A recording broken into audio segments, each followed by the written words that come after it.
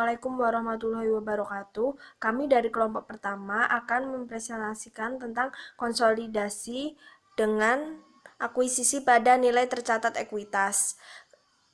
Anggota kelompok kami yang bernama Khairunisa Cindy Aldila, Muhammad Satrio, Sandra Kusmastuti, Miladia Ismi, dan yang terakhir Putri Heni Nanda. Kita membahas tentang karakteristik konsolidasi dengan akuisisi pada nilai tercatat ekuitas. Yang pertama, pengertiannya menurut PSAK 65 tahun 2014, laporan keuangan konsolidasi menyebutkan bahwa investor mengendalikan investasi ketika investor terekspos atau memiliki hak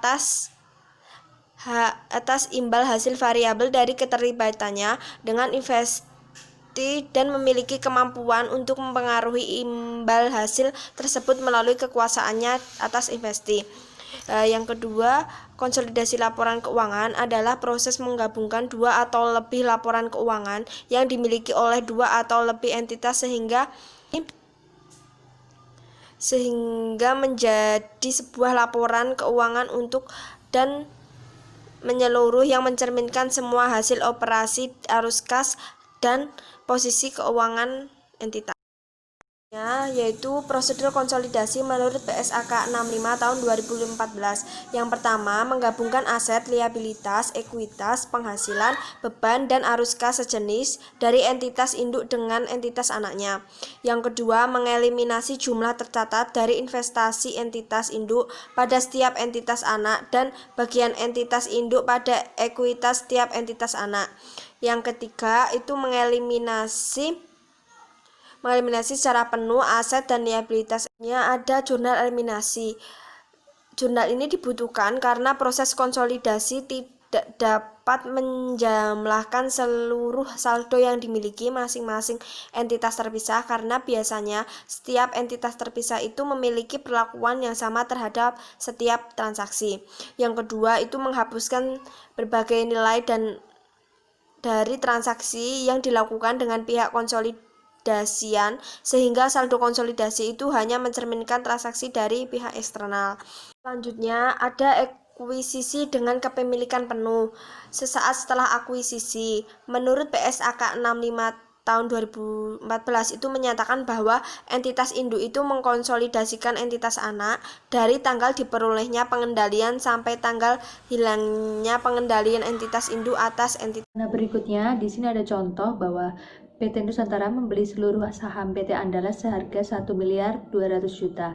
Pada saat dilakukan akuisisi, diketahui bahwa nilai wajar dari aset dan liabilitas PT Andalas adalah sama dengan nilai tercatatnya seperti yang ditampilkan pada PPT yang sudah ditampilkan. Nilai tercatat dari seluruh ekuitas PT Andalas adalah 1.200.000.000 sehingga nilai investasi yang dikeluarkan oleh PT Nusantara sama dengan nilai tercatat dari seluruh saham yang diperoleh PT Andalas.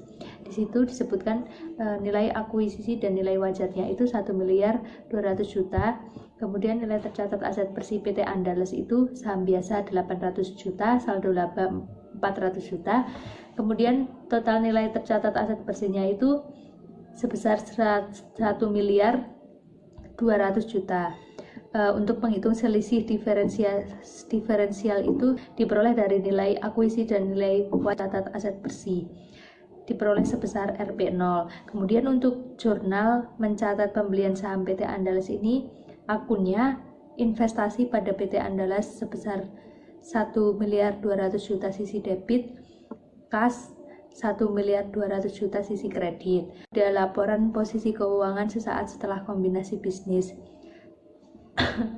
Yang berubah di sini ada kas dan setara kas sebesar 400 juta diperoleh dari 1 juta diperoleh dari 1.600.000.000 juta dikurangi dengan 1.200.000.000 juta sehingga hasilnya 400 juta. Kemudian akun yang bertambah ini adalah investasi pada PT Andalas sebesar 1.200.000.000 juta.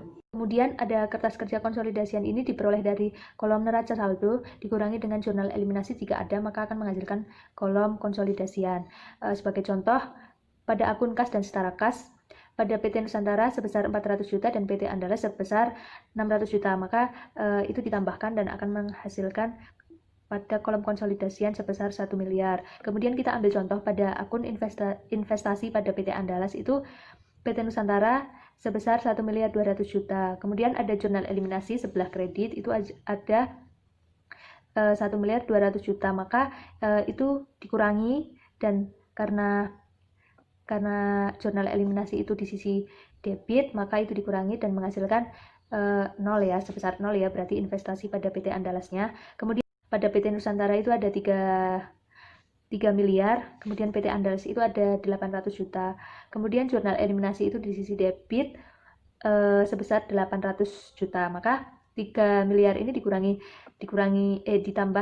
3 miliar ini ditambah 800.000.000, kemudian dikurangi lagi 800.000.000 pada jurnal eliminasinya, maka hasilnya adalah 3 miliar.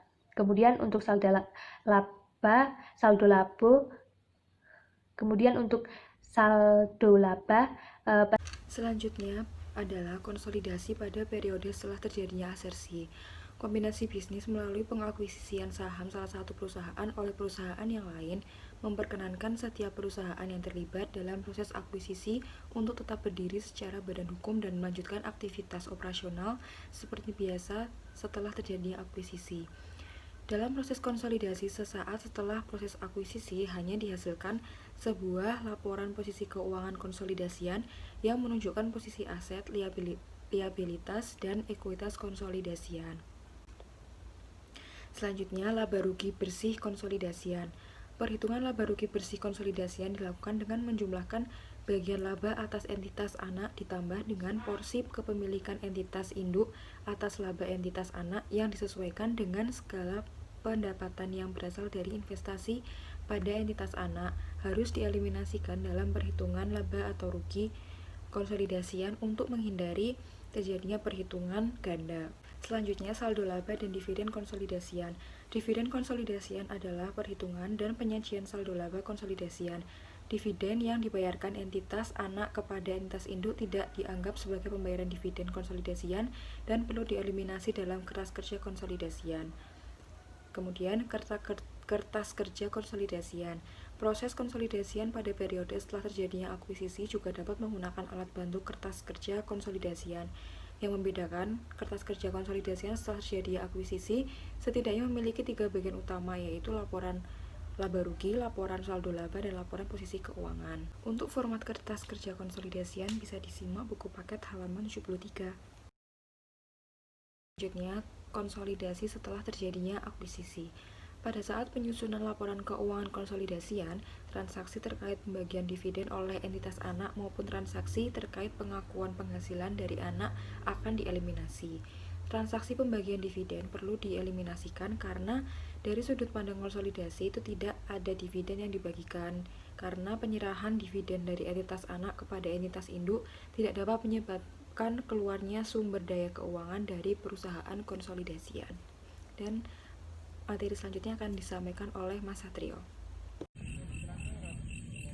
Yang pertama adalah konsolidasi pada periode setelah akuisisi.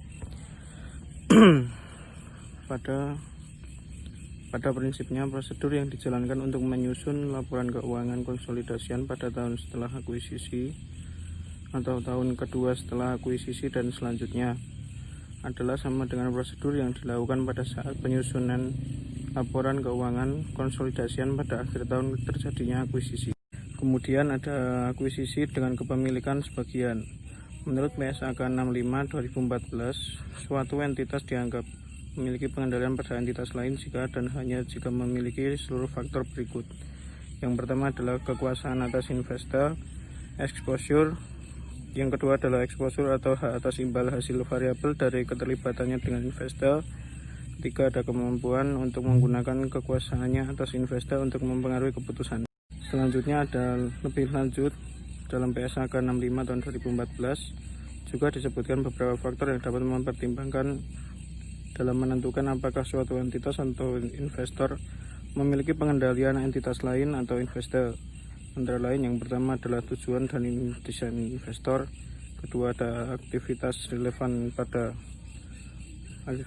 bagi investor yakin yang secara signifikan mempengaruhi imbal Yang terakhir ada kepentingan non-pengendali. PSAK 65 tahun 2014 memberikan definisi kepentingan non-pengendali sebagai ekuitas entitas anak yang tidak dapat diatribusikan secara langsung atau tidak langsung kepada entitas induk. Hal tersebut dapat diartikan bahwa bagian dari entitas anak yang tidak diakuisisi secara efektif. Selanjutnya ada konsolidasi dengan kepemilikan sebagian pada tahun pertama setelah akuisisi. Bisa sambil disimak di buku halaman 83. Itu di situ ada tabel neraca saldo. Dengan tabel ini tuh nanti kita dapat mengetahui informasi yang dapat digunakan di laporan konsolidasi. Sebagai contohnya di sini terlihat jelas dividen PT Andalas itu sebesar 50 juta. Jurnal untuk mencatat transaksi terkait pendapatan dividen dari entitas anak untuk PT Andalas itu di sisi debit ada kas sebesar 37.500.000, kemudian di sisi kredit ada investasi pada PT Andalas sebesar 37.500.000. 37.500.000 ini didapatkan dari 50% tadi besarnya dividen, terus kemudian 70 dikali 75% itu dari bagian kepemilikan. Kemudian yang selanjutnya untuk mencatat transaksi PT Andalas melaporkan perolehan laba bersih sebesar 200 juta yang kemudian diakui oleh PT Nusantara sebagai laba atas entitas anak sebesar porsi kepemilikan.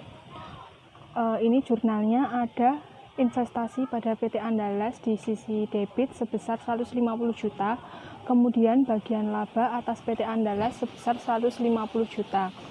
150 juta ini didapatkan dari 200 jutanya tadi itu dari laba bersih, kemudian dikali 75% dari pembagian kepemilikan tadi.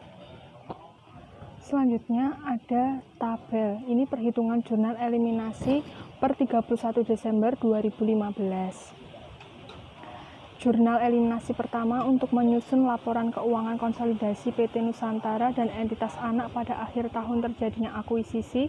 Itu jurnalnya di sisi debit ada investasi pada PT Andalas sebesar 150 juta, kemudian bagian laba atas PT Andalas sebesar 37.500, kemudian investasi pada PT Andalas sebesar 112.500.